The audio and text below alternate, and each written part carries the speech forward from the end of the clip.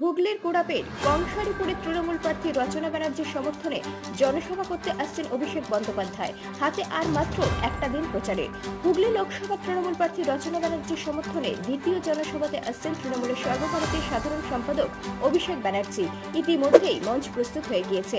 জনসভা স্থলে আস্তে আস্তে তৃণমূলের নেতৃত্ব ও কর্মী সমর্থকরা প্রবেশ করতে শুরু করেছে। দুটোর সময় কলকাতা থেকে হেলিকপ্টারে কংসারীপুরে এসে পৌঁছবেন অভিষেক বন্দ্যোপাধ্যায়। সভা শেষে এখান থেকে তমলুকের তৃণমূলের প্রার্থী রোড শোতে যোগ দেবেন।